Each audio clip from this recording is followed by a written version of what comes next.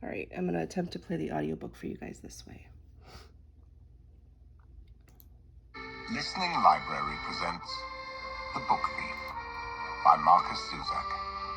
Read for you by Alan Cordew. Prologue. A mountain range of rubble, in which our narrator introduces himself, the colors, and the book thief. Death and chocolate.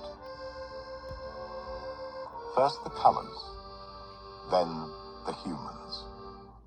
That's usually how I see things. Or at least, how I try.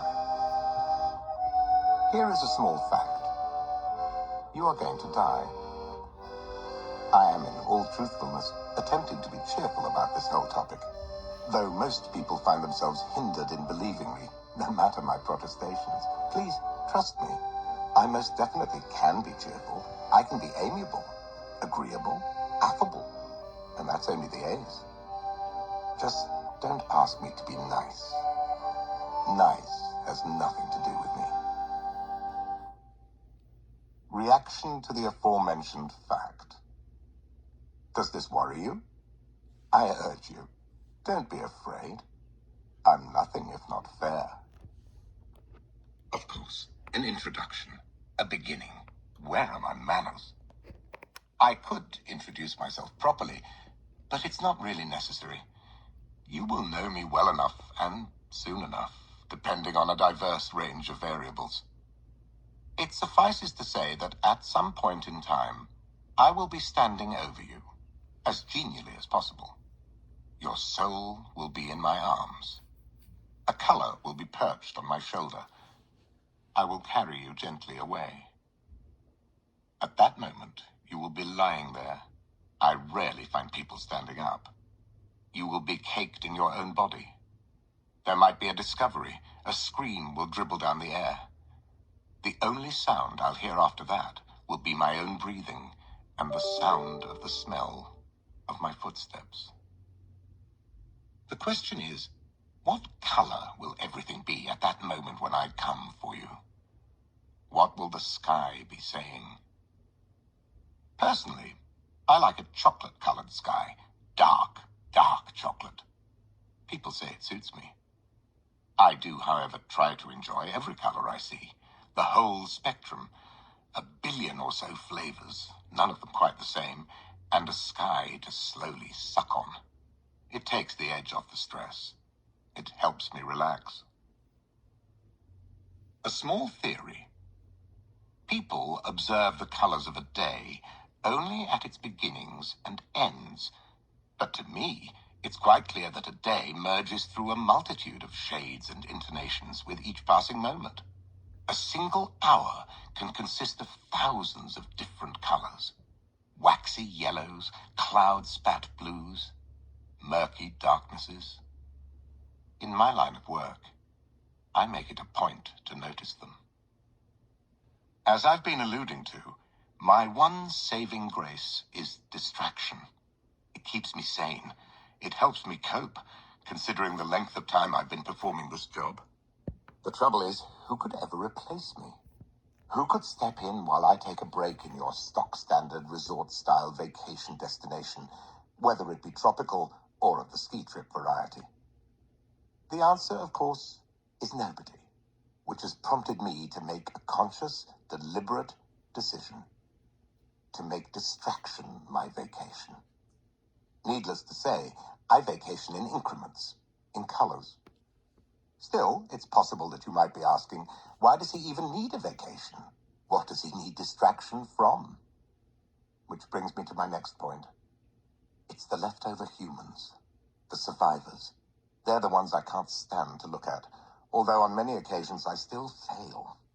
I deliberately seek out the colors to keep my mind off them, but now and then I witness the ones who are left behind, crumbling among the jigsaw puzzle of realization, despair, and surprise.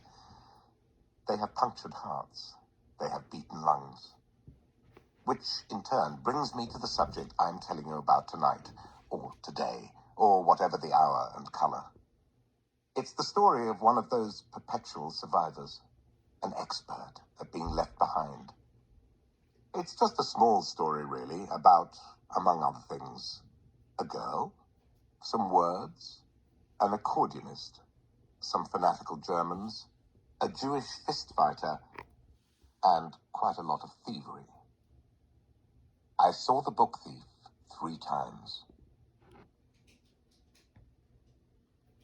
Beside the railway line. First up is something white, of the blinding kind. Some of you are most likely thinking that white is not really a color and all of that tired sort of nonsense. Well, I'm here to tell you that it is. White is without question a color, and personally, I don't think you want to argue with me. A reassuring announcement. Please, be calm despite that previous threat.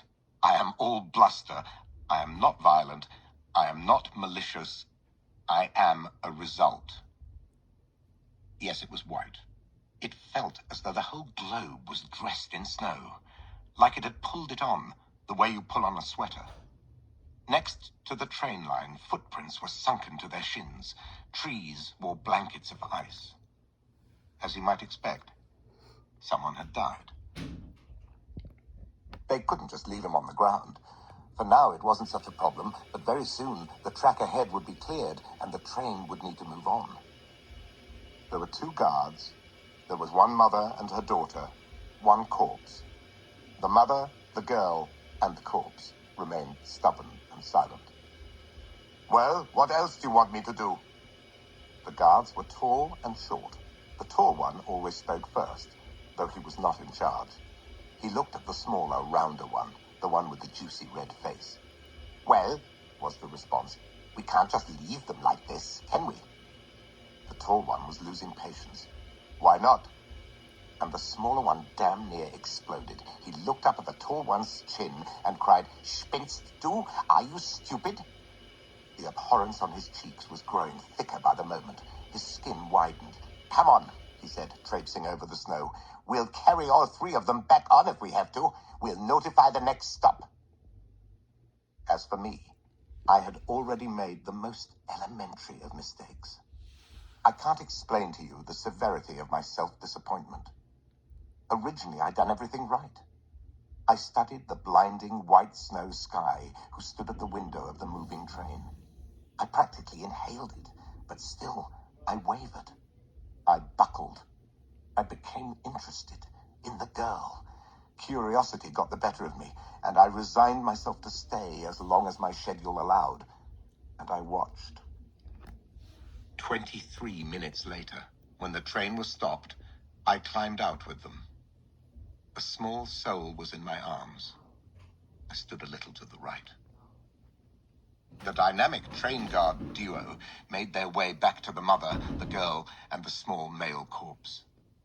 I clearly remember that my breath was loud that day. I'm surprised the guards didn't notice me as they walked by. The world was sagging now under the weight of all that snow. Perhaps 10 meters to my left, the pale, empty-stomached girl was standing, frost-stricken. Her mouth jittered. Her cold arms were folded. Tears were frozen to the book thief's face.